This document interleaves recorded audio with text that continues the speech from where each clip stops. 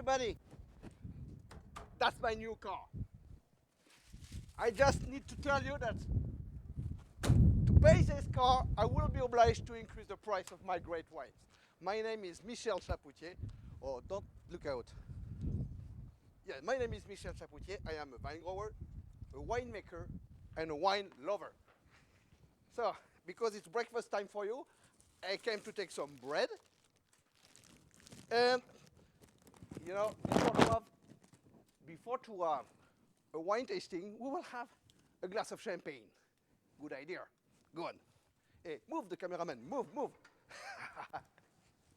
So, a few words about Chapoutier. It is an old winery, but here you are in the new winery.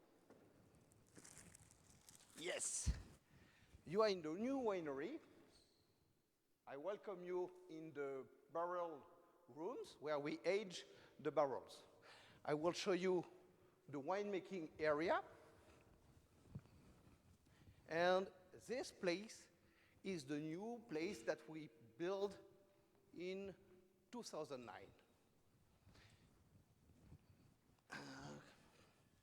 I walk. I hope that the weather is better in USA than in France. It's very cold at the time. Come to see, come to see. Here is our concrete tank. One of the originality of our work in winemaking process for red wine is that we don't vinify the red wines in stainless steel. We vinify them in concrete. As you can remark, it's concrete and it is brutal concrete. Because after, yeah, put the light on. Yeah. You see, it's dark. Ah, very good. That's the original, that's the inside of a concrete tank. And what is interesting to know is because this is thick, we can make a warmer fermentation. At Chapoutier, we don't look for the fruit of the wine, we look for the texture. It is with a long skin contact, with a warmer fermentation, that we will work the length of the wine. Another thing you can remark that it's brutal concrete. That's permit when we will age also some wines in the concrete to breathe. And it is even better than the oak. Come.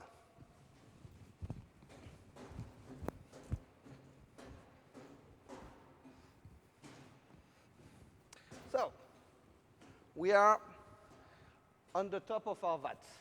As you can see, there is concrete vats. There where you see the stainless is where there is a part of the winemaking of the white wines. White wines are vinified half in stainless, half in oak barrels. We can see there, smaller vat. That's interesting because these vats are done for single vineyards. What are the single vintage or the single vineyards? They are special wines which are always coming from the same parcel. We will taste some. And every year, we will vinify in the same way. It is interesting to say, or to always keep in mind, what is a terroir? A terroir is the conjunction of soils, climate, human. Soils, I said that in plural with the S, because there is pedological soil, geological soil. Climate, there is climates in plural, because there is the microclimate of the place. Like in some place, you can have the influence of the sea or the north wind influence, but there is also the influence of the vintage. And for this reason, the vintage is extremely important in the terroir. More winemakers should keep in mind that the vintage is a part of the terroir, so the vintage shouldn't be hidden or shouldn't be transformed. The idea of a single vineyard is not to try to make the best wine as possible, but it is to try to make the best pictures of the terroir. That means that in the pictures of the terroir, If a vintage is colder, we will have less alcohol, more acidity. If it is warmer, we will have more alcohol, less acidity. We will never correct that by acidification or by chaptalization. So that is the idea. That means I am just a lazy winemaker. I just let the fermentation go with no work. It's for that we have time to drink champagne and to eat bread. So that's the winery. We go back to see our barrels.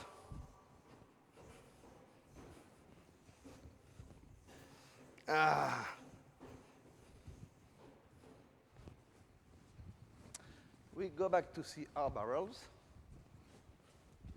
And it will be interesting to see if I open my bottle of champagne, because it's probably for you the time of the breakfast. So I wanted to have a glass of champagne with you. Where is she, the girl? Viens, ma petite. Ouvre ma bouteille de champagne. So, a few words about the Chapoutier. Before we taste the wine, always important, before wine tasting, a glass of champagne. Real champagne, not sparkling. The Chapoutier Winery is a very old winery. It was created in 1808. And I started to work in this winery quite early, after I've worked a little in California, in south of France. And then I have had the opportunity, when the winery was on the point to make bankruptcy, to buy this winery. So the bad point, it was in bankruptcy. The good point was that it was not too expensive. And this time I decided to make, merci Mélanie. You know, that's a good champagne. I love champagne. And this time, I decided to make the single vineyards. But in the same time, I decided to make also wines at more affordable price. When I was poor, no, I'm still poor. When I was young, I'm no more young, so it's okay. When I was young, I was very often disappointed by the quality of wines of first prices. You know, and one day I understood, if we take an example, the French gastronomy in the 70s was one of the best gastronomy. And suddenly, the French gastronomy was on the point to die because they were too expensive. So, in the same time, you had the Italian gastronomy who took position instead of the French gastronomy. And then the French chef understood that to make very good, we don't need to have only foie gras, lobster, crayfish, caviar, truffles. It was also interesting to make good with basic raw material. It was the birth of what we call in France the bistronomy. And the bistronomy permitted the young people to come back to the wine and to the wine of quality. My obsession, after I've received with a lot of luck, a lot of 100 points by Mr. Parker, I said it was probably more difficult to be able to taste, to create some wines at affordable price. And my obsession was to say, if we don't do wines for the young today, affordable price with very high quality, then the young people will drink beer. So for this reason, I decided to work and to make some of the best wine, like the Belle Rouge, which is a Côte du Rhône. I know we will not taste this, because the Belle Rouge is so good that everybody knows that. We will have today a tasting of 5 wines that I will comment with you after my glass of champagne Bollinger, if you permit me. You know, I've brought my bread also for your breakfast.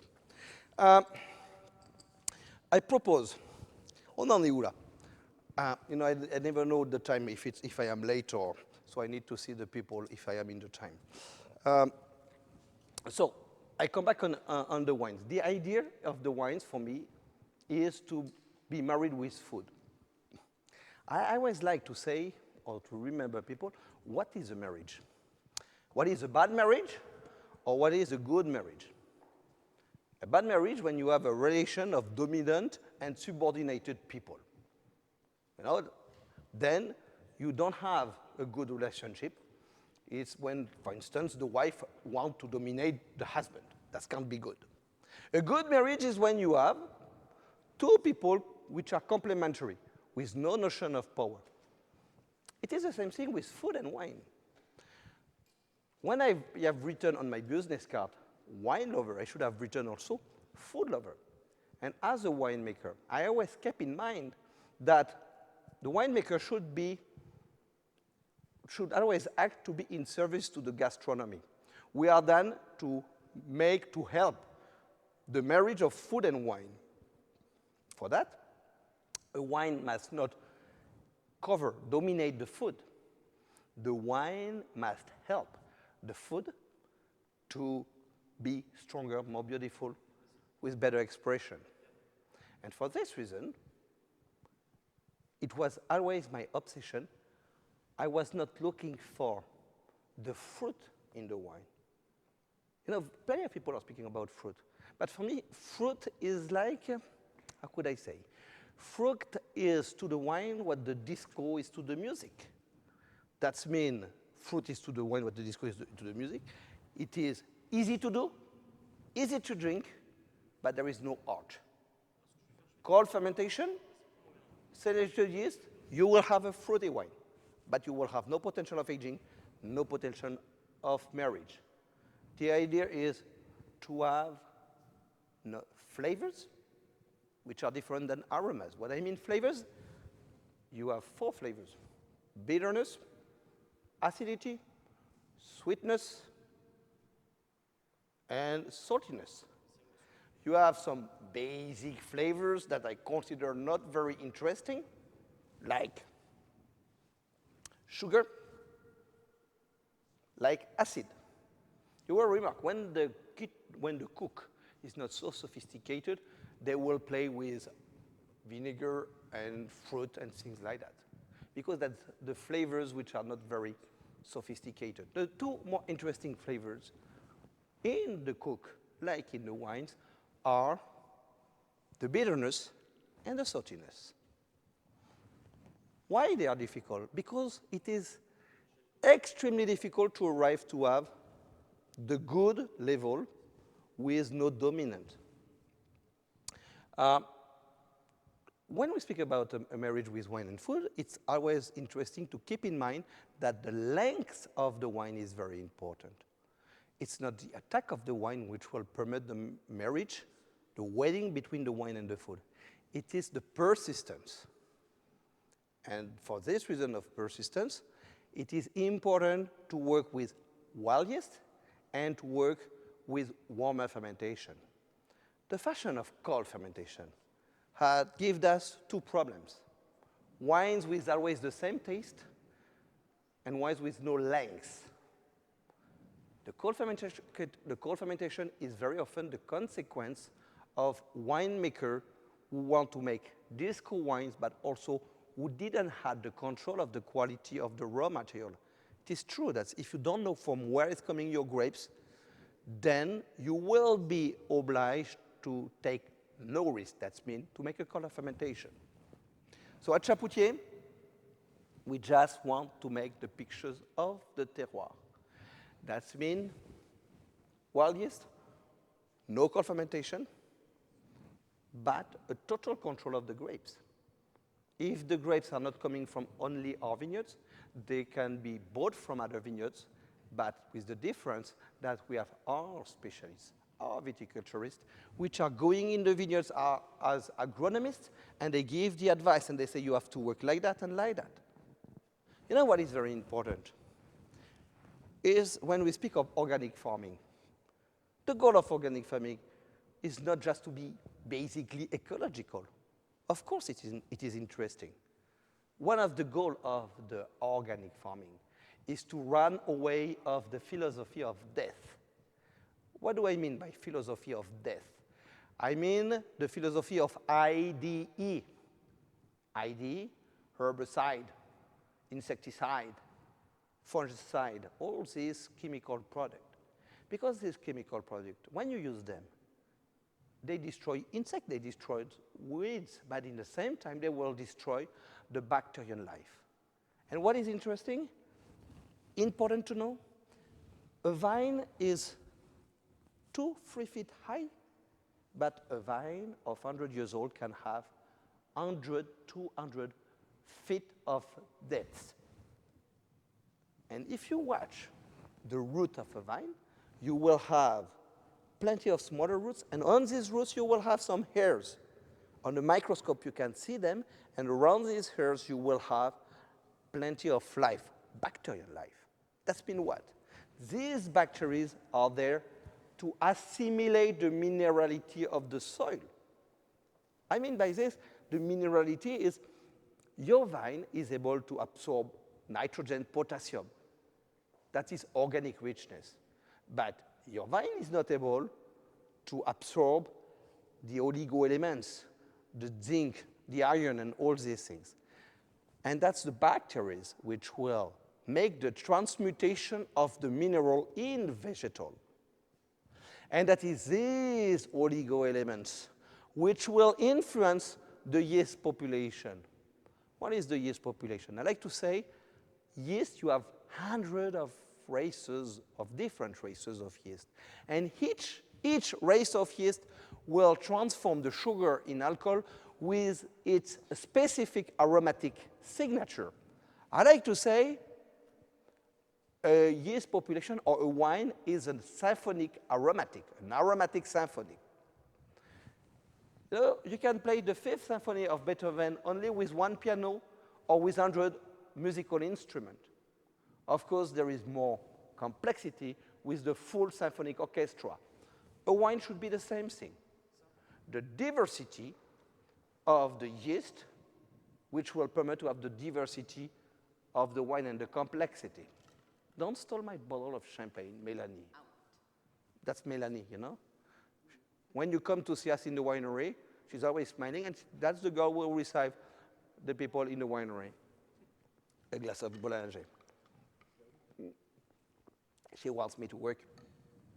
So, if I want complexity, I need to have the complexity from the yeast, and the complexity from the yeast is coming from the complexity from the oligo-elements, which is coming from the complexity of the bacterial life in the soil.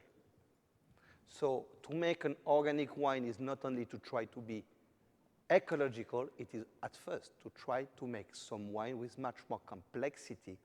That means if you work with a chemical farming, with selected yeast, you will have no ability to show the difference between a granite soil and between a sediment soil. So the AOC has no more sense. I like to say it's like a lie to the consumer.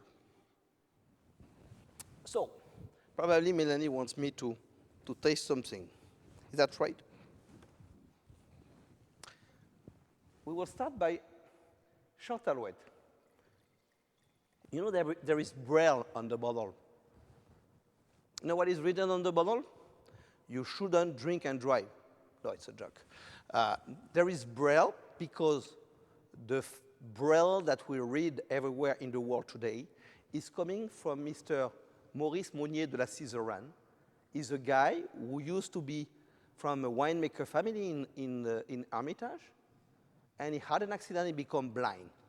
And my great-grandfather Marius has bought his vineyards, and when he bought his vineyard, this guy after became a specialist in the Braille writing, and for this reason, I wanted to make honor to this person, and I decided to put the Braille on the bottle. We were the first in the world to do that. Châteauneuf is a very old vineyard in the Hermitage. Hermitage is only 123 hectares. I would say 300 acres. A very small appellation. In 18th, 19th century, the white Hermitage was the most expensive wine in France. Thomas Jefferson, you remember Thomas Jefferson? Before to be president of USA, he was American ambassador in France. And because it was the time of the revolution, this guy was clever. He decided to pass a big part of his time in the vineyard. And like that, he became probably one of the first professional and serious wine writer. And on one of his writing, he said, White Hermitage is with no doubt the best white wine in the world, with the exception of 2 or 3 champagne. Santé, champagne. But after the champagne, we arrive to Hermitage Châteauneuf. So, we are with mono grape, one grape. In the wine we will taste, we will have quite only mono grapes. I don't subscribe to the logic of blending grapes to have more complexity. Not the bad habit, but the habit to blend grapes is the consequence of the loss of diversity of bacterial life in the soil, which were slowly and slowly giving less and less complexity to the wines. So because people couldn't extract diversity, complexity in the wine from the diversity of yeast, they replaced that by the blending of grapes. Some of the best wine in the world, with no doubt, are logically coming from mono grapes. Complexity is coming from the life in the soil, but not the blending of the grapes. In the nose. So it's interesting. We have a nose of rhubarb. I don't know if we say like that in English, rhubarb. We have also the nose of honey. It is interesting because we will age the wine in barrel, and we smell the vanilla of the barrel. What is interesting? Yes, you have some white flowers also like the camellia, which permit you to imagine a little touch of bitterness. What I want you to remark is I spoke about the flavors. I said, for me, the 2 most interesting flavors to make some of the great wines are bitterness and saltiness. Here, we will remark that the bitterness, the saltiness will be present, and the acidity and the sweetness will be quite not able to be tasted. You will remark the saltiness, and I am very proud of the saltiness of my white wines. Why? Because that's proof that we are on a low yield. We speak about 1.8 ton per acre, 1.5 ton per acre. That means because of the low yield, the density of salt, which usually can't be tasted, are able to be tasted here because there is, for the same minerality, less juice. So we will taste it.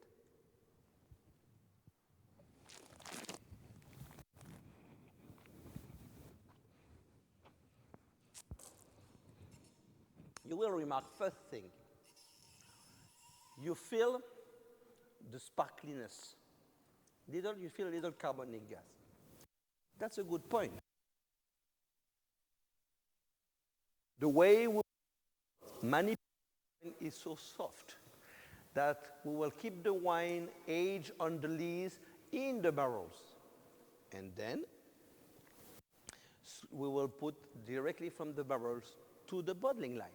That means we do everything to not lose the carbonic gas from the fermentation, from the alcoholic fermentation.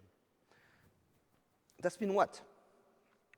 That means that because the carbonic gas is antioxidative, we can work like that with a very low level of sulfates. But we work with a very low level of sulfates. In the same time, I am totally against the, I would say, stupid fashion of wine with no sulfates. I like to remember that the art of the winemaker is to stop the natural fermentation at the level of the wine. What is a natural fermentation? A natural fermentation is the sugar transformed in alcohol by yeast, then the alcohol transformed in acid by bacteria. The winemaker is here to stop at the level of the alcohol. If you don't use sulfates, you let the fermentation go, and then you will have plenty of problems. It's for that, let some high pies or Grünen make some experience of bad wine with no sulfates.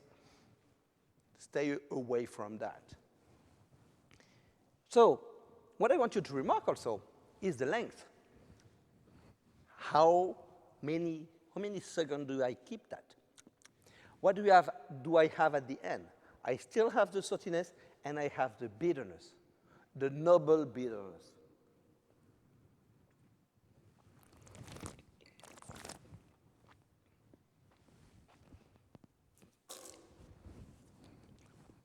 That's even good. You know, a wine like that can age like 100 years. And what is interesting, because you have a low level of acidity, this wine can be married with a spicy food. 2 gold rules for marriage with spicy food. At first, you never use a red wine with a spicy food. Why? Because spice is like tannins. Spice is a seed extraction and a skin tannins extraction. That's sort of tannins which are enemies cousins from the tannins from the grape. So for this reason, when you have a red wine with a spicy food, that's the war. You can't use a white wine with a high level of acidity because the acidity will wake up the burnt of the spice. You need to have a white wine with a lower level of acidity, and the bitterness will keep down the burn of the spice. So when you have a spicy food, take a white wine. One of the best is the Châteauneuf. With curry, nothing can go better than a white Hermitage. But even if you have some Mexican spicy food, you can take a white Belriche. You can make the same experience. And try with other wines, where, you know, the white wines are very often too acid. Then they can't play with spicy food. We will taste. I keep that. You know, maybe you change your glass. It is important. Glass has always to be in crystal. Don't use glass in glass, please. There is as much difference between a crystal glass and a glass in glass than between, in music, stereo and mono. You know, the old music system with no stereophony, that's exactly this. Use crystal because of the porosity of crystal, you will always have a better taste. You know, even when I drink a beer, you take a beer, you put a beer in a glass in glass, and in the same glass in crystal, you will see much more difference. So, if you have to empty your glass, you will have, maybe I will do it. You know, you do like that. No, it's, that smell honey. And then, then that smell butter. Do it. After we'll do that with the red wines with your neighbors. That's interesting. Allez. We go to La Bernardine. Oh, I forget to tell you. Soil of Châteauneuf, sediment soil of the secondary and tertiary. Secondary is very rare, you know. Hermitage is the only one place in the world where you can have, in a small handkerchief like that, the 4 geological ages.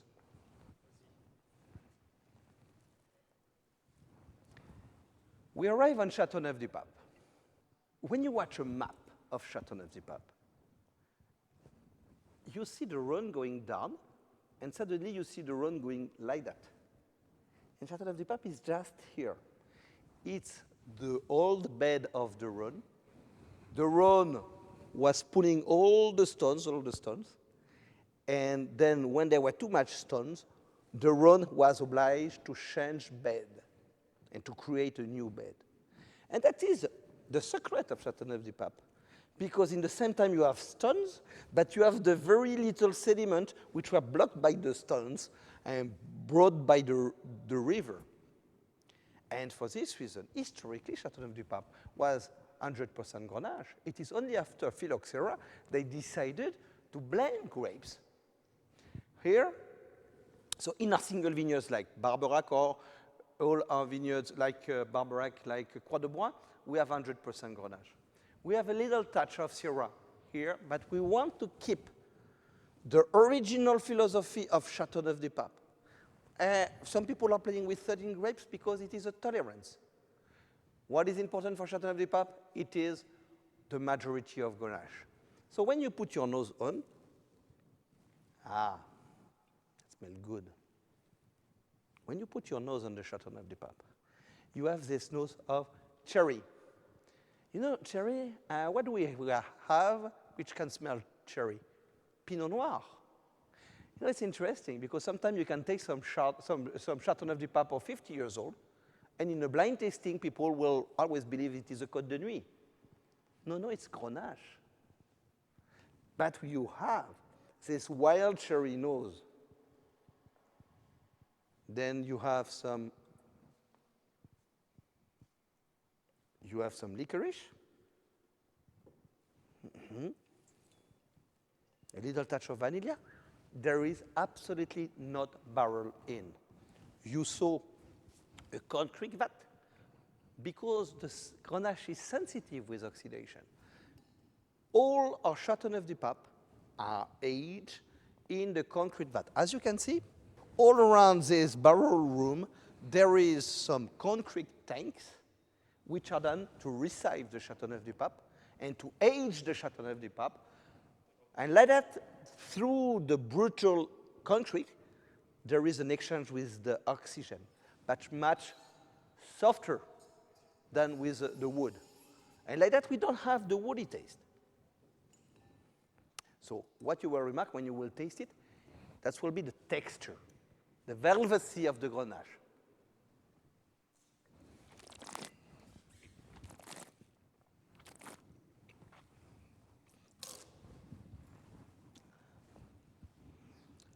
It's very round. You don't have the herby taste of certain tannins that you can find sometimes in the red wines. And because the tannins are so round, they're amazingly stable. You know, if you watch from a microscope a skin of grape, you will see big tannins, and deeper you go, smaller will be the tannins. The goal of the long skin contact is to extract the deepest tannins, the smallest tannins, because if they are smaller, they are better to be perfectly assimilated with the liquid. They are more stable. The first tannins which are extracted the first 5 days of skin contact are usually big tannins, little sensitive and not very stable, that they can sediment in the bottles the 10 first years. A Châteauneuf-du-Pape like that, with these round tannins, promise you a potential of aging of 30, 40 years with no problem. We will go back to the north in Hermitage. Tu veux que je vide mon... No, I keep it. But you can empty, and after to your neighbor, you do like that with the glass of the red wine.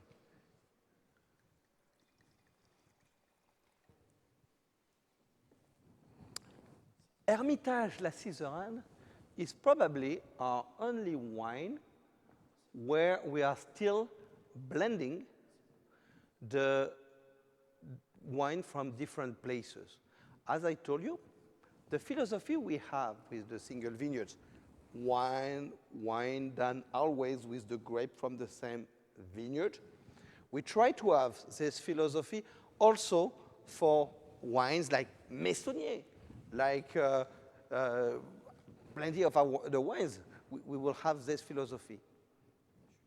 Here, in the Syrah, to respect the historical tradition of Hermitage, there is a part of the wines coming from the granite part of Bessart, a part from le méal, which is a sediment, and a part from but a sediment from chalk sediment, and a part from les greffieux, which is also a river and a glacier sediment.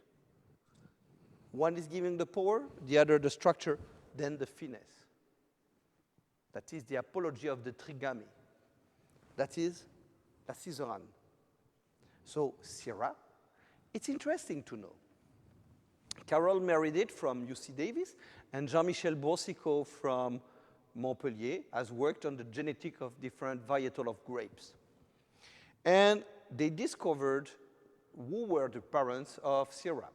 The parents of Syrah are the Dureza, which is the grape, red grape from Ardèche, D-U-R-E-Z-A-T, and Mondeuse White. The Mondeuse White is from Savoie.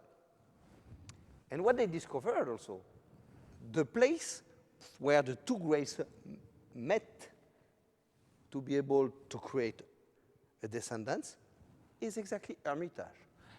Hermitage is the birthplace of Syrah from all over the world.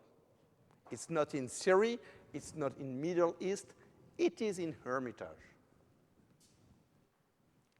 Last century, or even before, that was stopped at the beginning of the 20th century, because you have to know that at the beginning of the 20th century, or in 1935 exactly, was created the AOC.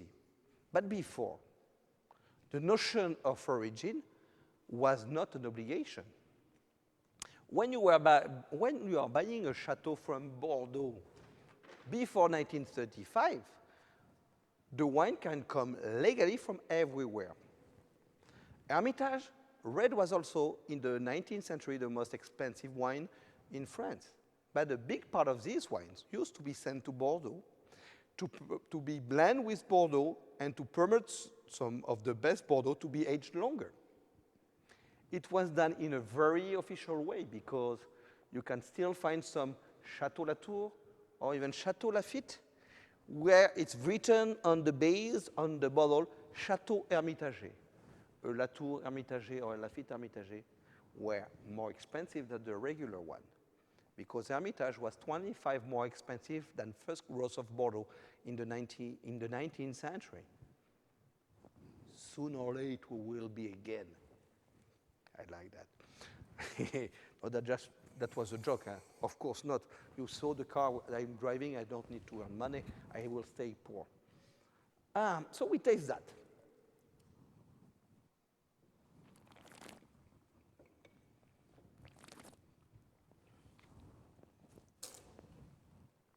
You remark, Syrah, more structure. You have a little more bitterness. What you remark also in the nose? Ink.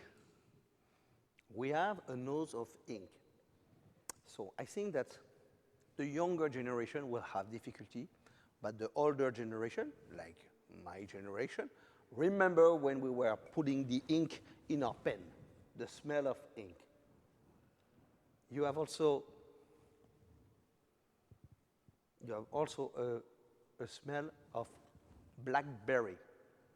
Very often Hermitage, or very often Syrah, give a smell of black currant. If you go to Creux Hermitage, you will have a black currant. In Côte-Rôtie, you can have some black currant. In Hermitage, it's more blackberry. A small subtlety, but if one day you make a blind tasting, that can help you. Mélanie, c'est quoi le prochain? Oh, j'ai du retard. I am late. Okay. This will, show you. This one is a little close. When a wine is too young, we have to carafe it. So to decant a wine, there is or you want to separate the sediment when it's an old wine. So you have to manipulate it like you would manipulate your wife, very carefully. When it's young, you need to be a little more brutal, like that. Each time you hear blub, blub, blub, blub, blub, you give oxygen. So, in the case, merci, in the case, if you can't do that where you are, I propose you to do the same thing. No, you taste at first the wine.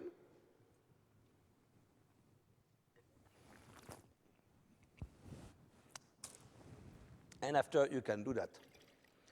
If you have a second glass, or with your neighbor, you give the oxygen. Don't forget, le méal, it is this place of the secondary geological period, just under the slope, just under Châteauneuf. And that's a wine which can be aged more than 100 years. So when we want to taste a wine young like that, then we will have to give more oxygen. It's a 2007. This wine is less than 6 years. So we need to help it. The nose. We find the ink, but I would say we have also the bacon. And we have also a little touch of tar. Tar, goudron, tar. Behind, if you have given enough oxygen, you will have the smell of violet.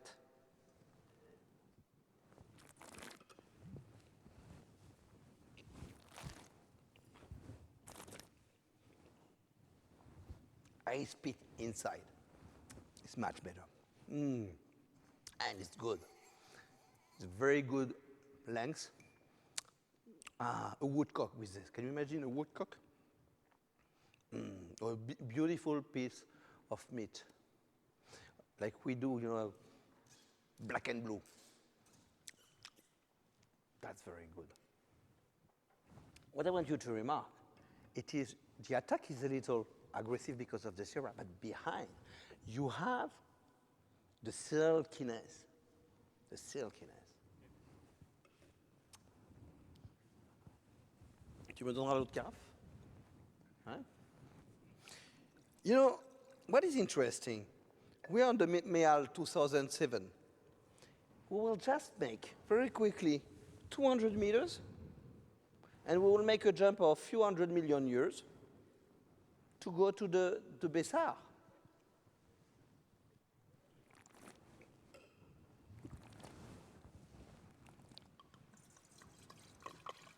So, what you will have to remark, same vine grower, same winemaker, same vintage, same grape. The only one difference with this wine is the soil. We pass from a sediment to a granite. Not the granite. I love granite wines. The granite, to keep in mind, imagine it's summer, Saturday afternoon, 6 p.m., the time of the aperitif. Then the rain starts to arrive. The smell of the rain on the hot stone. Everybody has known this. Put your nose in. The smell of the rain on the hot stone. That is this. That's the granite. Then we have a little the smell of the cold fireplace, the soot. Comme ça qu'on dit? Sorry for my English. Huh? I have a better English when I have 3 grams of alcohol in the blood. But the morning like that,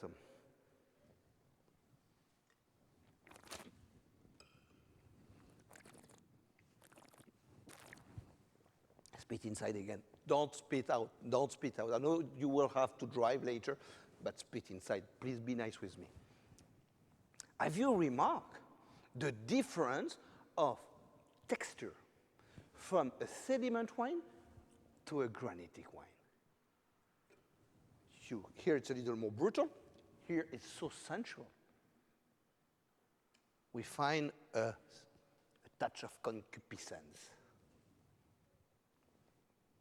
Then it's smoke, we have the smoke. And then we have a final of black currant jam. Here we had the blackberry.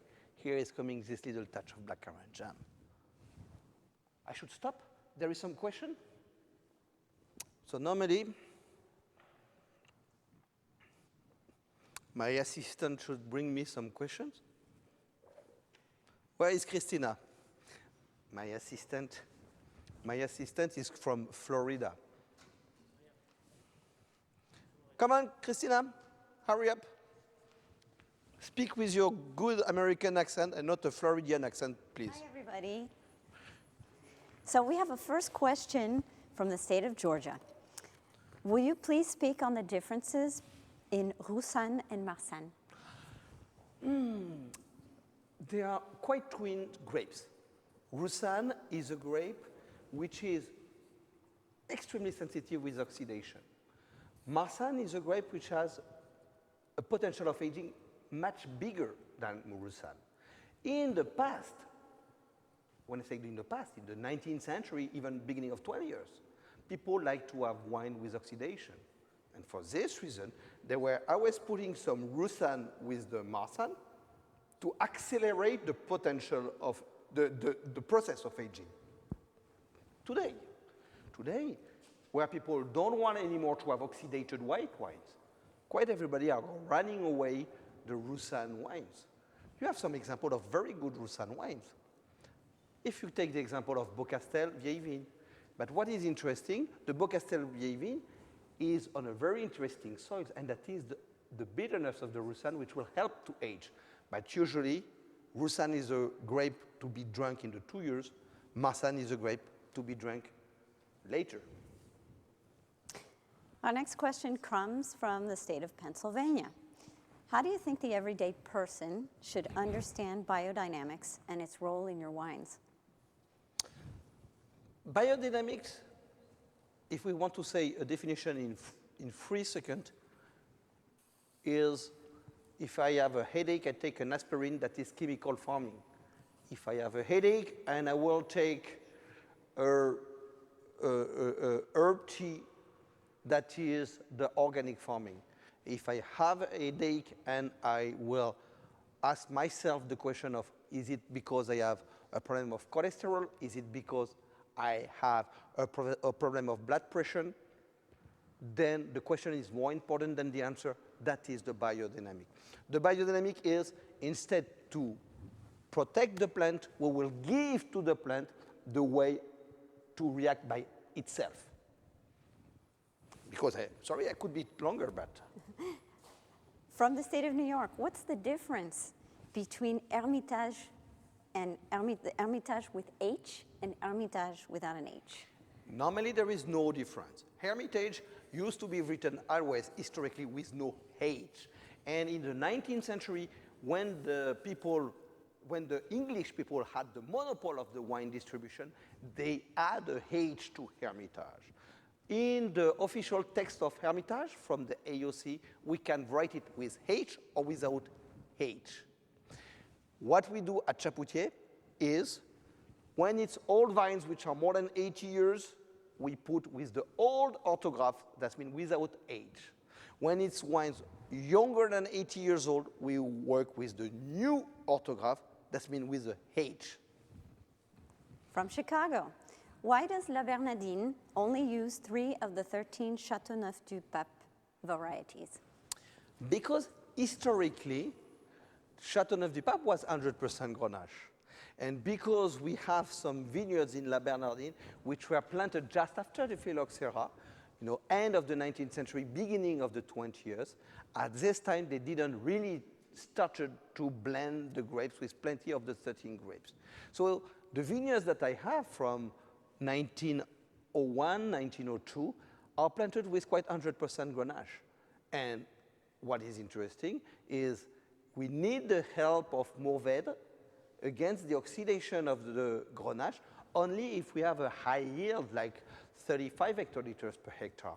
But our yield there is, I would say, 0.8 to 1 ton per acre. So there, we don't need the help of antioxidation grapes. The Grenache by itself can be perfectly beautiful. One other question from Chicago. What's your aversion to Roussanne if so many Rhone producers use it? Because, this is what I said, the ability of oxidation. Rhone producers are using Roussanne because they want their wines to be aged, to be drunk quicker. They make wines to be drunk in the 2 years. You have less oxidation in the Roussanne, and another point. Roussanne produces a higher yield. So one of the reasons of the use of Roussanne is more economic than quality research. It is true that when you work with Marsanne only, you have a lower yield of 20% lower than the Roussanne. From the state of Pennsylvania, how do you view the new label ingredient disclosure proposal from the OIV?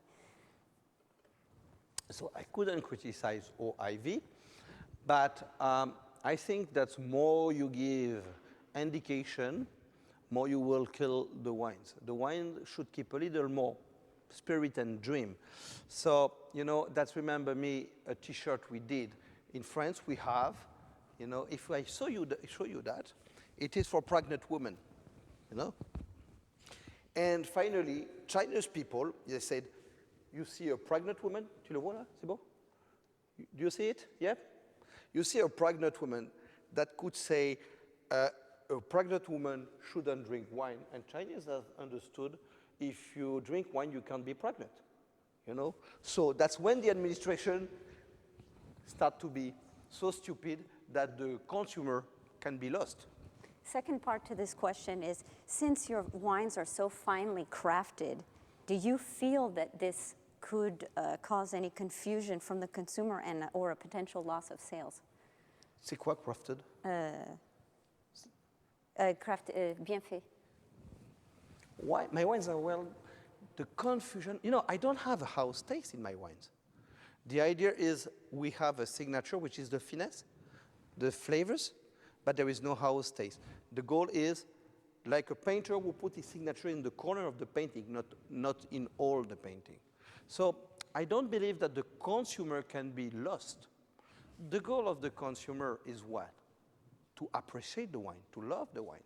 The goal is not to have an intellectual approach of, I have to guess if it is like that or like that. The idea, wine is done just for pleasure.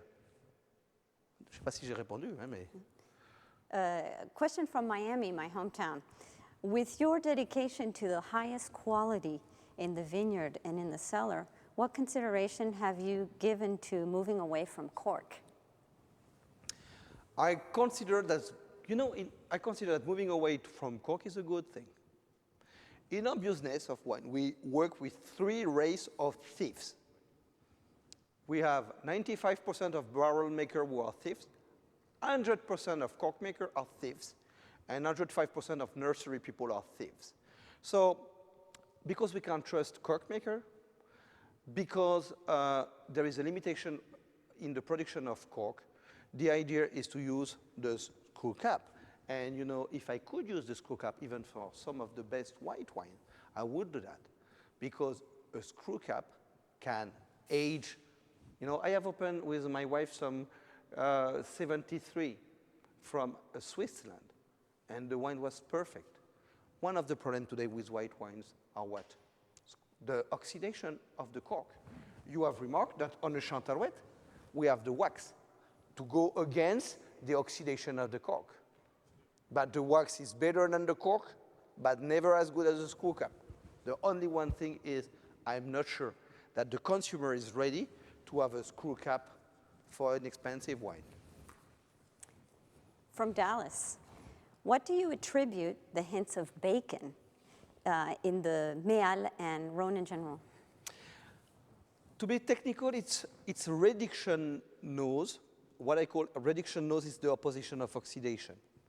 That's been when it's not coming from the barrel, absolutely not. It is because of the stones, we will have this burnt, grilled bacon, which is the evolution of the Syrah when you arrive to keep the Syrah in the aging process or in the aging in the barrels far from oxygen. That's reduction. From New Jersey, is pepper considered a fault in Syrah? No, pepper is not a fault in Syrah because some people criticized the Australian wines with pepper, and I think that the pepperness that we find in Syrah, in Australian wines, is a different pepper taste that we will find in the Syrah from France. But the pepper is one of the signature of Syrah. I will consider that if you have petrol in Riesling, maybe that can be a fault, but pepper in Syrah is the normal signature of the Syrah. Difference, for instance, in Australia, is that sometimes you have the help of the gum trees in the area, we will give a stronger pepper taste. From New Jersey, how can we add sulfite and call it organic, biodynamic? Because the sulfites is not bad for the health. What is bad for the health is the free sulfites if it's too high. But it's interesting to show that today, people who are making wines with no sulfites, not only they let an anarchy in the yeast population, a certain yeast with no sulfites will create some toxins which are much worse than sulfites, but people will die organically, okay? The other point is that if you don't use sulfites, you will have some taste of Brettanomyces, taste of oxidation. And as a member of the board of the AOC organization, I am fighting against wine with no sulfates because the sulfates is not bad for health at first, and secondly, because when you make a wine with no sulfates, you lose the taste of the grape and you lose the taste of the terroir. So there is no notion of AOC anymore. But don't say anymore that sulfites is bad. It's not because you have 0.001% of people who are sensitive with sulfite allergy that you have to forbid sulfate. That is, for me, the worst thing that I have heard. You know, it's like if you have somebody from one religion who represent less than 1% of the population and who want to oblige his religion to everybody.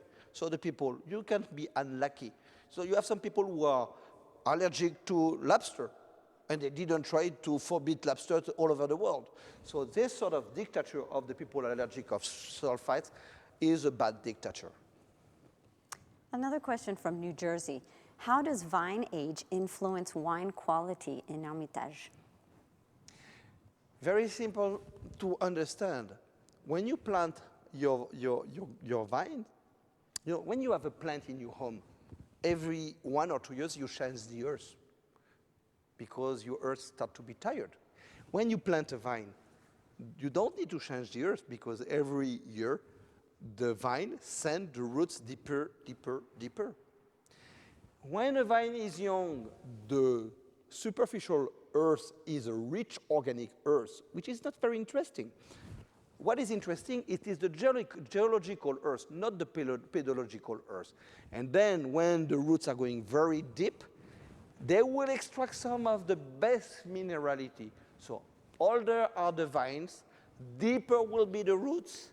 That means they will extract some better minerality to have better tannins, more elegant tannins. That means with a better potential of aging. From New York, how do you choose your barrels? Wood origin, proportion, new, old? New origin, wood origin, it is from central of France, and it's important to go in the forest because you can never trust a barrel maker. That's the first point. Then, proportion, I started with 100%, and year after year, I use less and less. Today, we have only 20% of new oak in our wines because I don't like the wood taste. May I say a bad joke? That give me the impression to make, I would say, a blue job to Pinocchio. So I don't like woody wine. Next question. What was your attraction to the Luberon? Why make La Ciboise? Because there is some potential terroir. You know, in the price of a wine, you have the cost of the land, the cost of the work, and after the cost of the distribution. So you have some lands with beautiful potential of quality, but because they are less known, the cost of the land or the cost of the vineyards is much lower. So when we work in Luberon, we have a better cost, a lower cost for the cost of the land. That permits us, for the same quality of some other wines, have a more affordable wine. My idea is to produce wine for young people. If we don't want wine tasters to, or young people to be never wine taster, but only beer taster, we should continue to make expensive wine. If we want them to be wine taster, we need to make wines at this level of quality with this price. New Jersey. Since Châteauneuf-du-Pape is primarily a red wine region, what is your opinion of white Châteauneuf-du-Pape? That's interesting because white Châteauneuf-du-Pape, there is plenty of different grapes, and my point of view, one of the quite very interesting grapes for Châteauneuf-du-Pape is the Grenache Gris or the Grenache White. It is a sediment soil where we grow a lot of red grape, but it is one of the rare soil where the white grapes from the white Grenache can have a very interesting expression. For this reason, Châteauneuf-du-Pape white can be extremely interesting, but for my taste, I prefer from the Grenache White. Question from Chicago. Why do you not like Viognier? I do like Viognier. What I don't like is when Viognier is not elegant. We need, in Condrieu, we need to have the taste of the Viognier, but the taste of Viognier must not cover the expression from the soil. On est bon là? Those are all the questions we have for right now. So, but I think we are quite finished. So, c'est ça? So, yeah. To everybody, I want to drink, you know, don't forget, that's good wines. It's done with passion. As you can see, with a young team is working with us. I'm the oldest. And don't forget, for the breakfast, always a good glass of champagne. That's always good. Santé.